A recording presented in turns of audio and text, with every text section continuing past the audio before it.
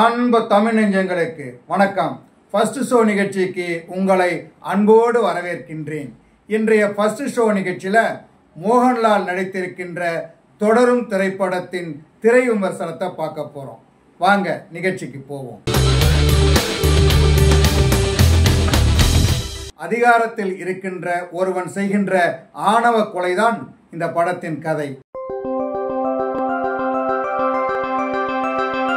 தேனி மாவட்டத்தில் உள்ள ஒரு அழகான கிராமத்தில் மனைவி, மகன், மகள் அவங்களோட சந்தோஷமா வாழ்றவர் இந்த படத்துடைய கதாநாயகன் மோகன்லால். வாடகைக்கு கார் ஓட்டுறவர். ஒரு சின்ன விபத்துல கார் சேதமாயிடும். அதுக்காக மெக்கானிக் ஷெட்ல கொடுத்துருப்பாரு, சரி பண்ணி கொடுங்க அப்படின்னு சொல்லி. திடீர்னு மறைவு செய்தி ஒன்று அவர் கிடைக்க மெட்ராஸ் வரைக்கும் போக வேண்டிய நிலை. போயிட்டு திரும்பிடுவார். திரும்பி வந்து பார்த்தா மெக்கானிக் ஷெட்ல கார் இருக்காது. மெக்கானிக் ஷெட்டில் வேலை செய்கிற ஒரு பையன் அந்த காரை எடுத்துகிட்டு போய் ஜாலியாக சுற்றி இருப்பான். அந்த காரை மடக்கின போலீஸு கஞ்சா வச்சுருந்தான் அப்படின்னு சொல்லி, அதாவது 100 கிராம் கஞ்சா வச்சுருந்தான்னு சொல்லி அந்த காரை பிடிச்சி ஸ்டேஷனில் கொண்டு நிறுத்திருப்பாங்க. இதை கேட்டதும் நம்ம கதாநாயகன் மோகன்லால் துடிச்சு போயிடுவார். ஒரு சின்ன தவறு கூட தன்னுடைய கார்ல நடக்கக்கூடாது அப்படின்னு கண்டிப்போட இருக்கிறவர். பல வருஷமா இந்த அம்பாசிடர் காரை வந்து அவர் ஓட்டிட்டு இருக்கிறாரு. அவரை பயங்கரமா கிண்டல் பண்ணுவாங்க, அது ஒரு டப்பா காருன்னு. அதை பத்திலாம் அவர் கவலைப்பட மாட்டாரு. ஏன்னா அவருக்கு வந்து அவர் குருநாதர் வாங்கி கொடுத்த காரு. அதனால கார் மேல மிகப்பெரிய பக்தி, மரியாதை உண்டு. போலீஸ் ஸ்டேஷனுக்கு போய் சப் இன்ஸ்பெக்டரை பார்த்து விவரத்தை சொல்லுவாரு. இந்த கார் ஓட்டின பையன் சப் இன்ஸ்பெக்டரை அடிச்சுட்டு ஓடிட்டான், அதனால அவனை பிடிச்சிட்டு வா, உனக்கு கார் தர்றேன், அது வரைக்கும் காரு கிடையாது அப்படின்னு சொல்லிடுவாரு சப் இன்ஸ்பெக்டர். எவ்வளவோ கெஞ்சி பார்த்தோம், அது நடக்கலன்னு வீட்டுக்கு வந்துருவாரு. படுத்தா தூக்கம் வராது. கார் எப்படி இருக்கோ, இந்த குழந்தை எப்படி இருக்கோ அதை போய் பார்க்கணும் அப்படின்னு சொல்லி எந்திரிச்சிடுவாரு. எழுந்து பாதி சாமத்திலேயே ஒரு ஆட்டோ பிடிச்சி ஸ்டேஷனுக்கு போவாரு. அந்த ஆட்டோக்கார் சொல்லுவாரு, நீ இன்ஸ்பெக்டர் பார்த்து பேசு, அவர் ஒரு நல்ல மனுஷன், நீ சென்டிமெண்டா பேசுனாக்க அவர் காரை உனக்கு கொடுத்துருவாரு அப்படின்னு சொல்லியிருப்பாரு. அதனால இன்ஸ்பெக்டரை சந்திச்சு தன்னுடைய கஷ்டத்தை சொல்லி, கார் மேல உள்ள பிரியத்தை சொல்லி, எவனோ செய்த தப்புக்கு என் காரை தண்டிக்காதீங்க அப்படின்னு சொல்லி கேட்டுக்குவாரு. இன்ஸ்பெக்டரும் பெருசா அதையும் எடுத்துக்க மாட்டாரு. சப் இன்ஸ்பெக்டரை கூப்பிட்டு கார் சாவியை வாங்கி அவர் கையில கொடுத்துருவாரு. நீ போய் பொழைச்சுக்கப்பா அப்படின்னு சொல்லிடுவாரு. அதன் பிறகு இன்ஸ்பெக்டர் நம்ம கதாநாயகன்ட்ட ஒரு வேண்டுகோளை வைப்பாரு.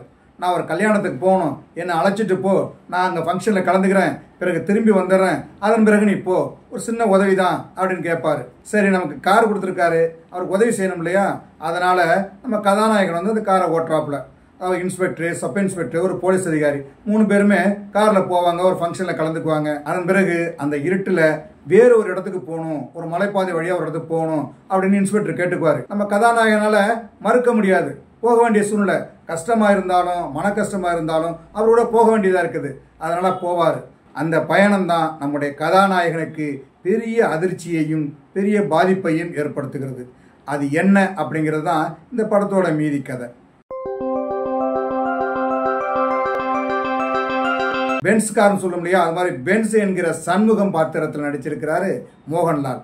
அன்பான கணவனாக, பாசமுள்ள தந்தையாக, சக நண்பர்கள் மீது பிரியமுள்ளவராக அவரது பாத்திரம் அமைக்கப்பட்டிருக்கிறது. அதை ரசிக்கும்படி சிறப்பாக நடித்திருக்கிறார் மோகன்லால். வீட்டு வேலையெல்லாம் செய்வாரு, காதல் விளையாட்டு விளையாடுவாரு, நிறைய குறும்பு செய்வாரு. முதல் பாதி முழுக்க நன்றாக ரசிக்க வைக்கிறார். இரண்டாவது பாதியில் ஆக்ஷன் அவதாரம் எடுக்கிறார். ஒரு சாதாரண சாமானியனுக்கு என்ன செய்வாங்களோ அதை ஆரம்பத்தில் செய்பவர் அதன் பிறகு அதிரடி ஆக்ஷனில் இறங்கி அதகலப்படுத்துகிறார். அவரது பாத்திரம் பிடித்து போவதால் அவரோடு நாமும் பயணிக்கின்ற நல்ல அனுபவம் கிடைக்கிறது.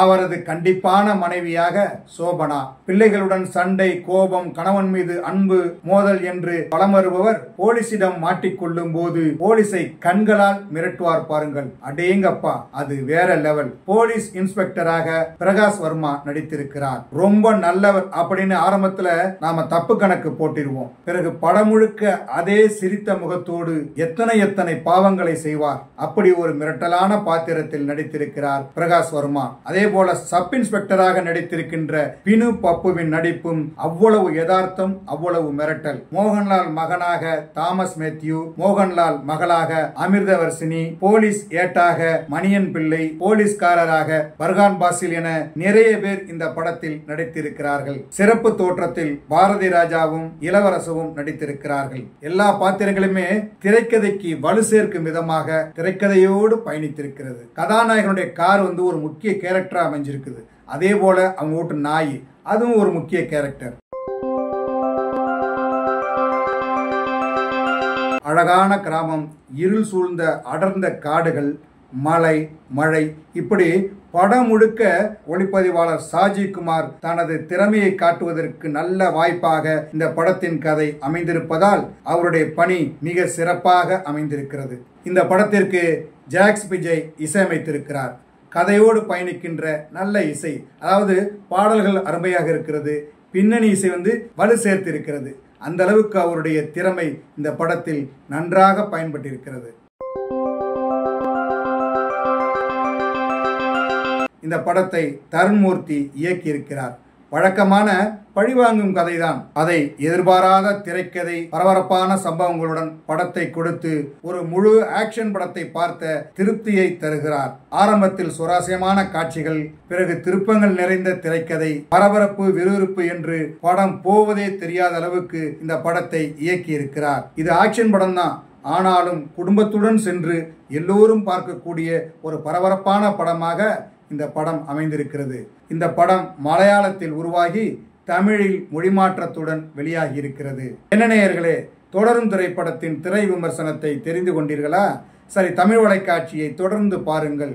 தமிழ் வலைக்காட்சியை லைக் பண்ணுங்க, ஷேர் பண்ணுங்க, கமெண்ட் பண்ணுங்க. தமிழ் வலைக்காட்சியின் புதிய அப்டேட்டுகள் உடனுக்குடன் உங்களுக்கு தெரிய வர அருகில் உள்ள பெல் பட்டனை மறக்காமல் அமுக்குங்க.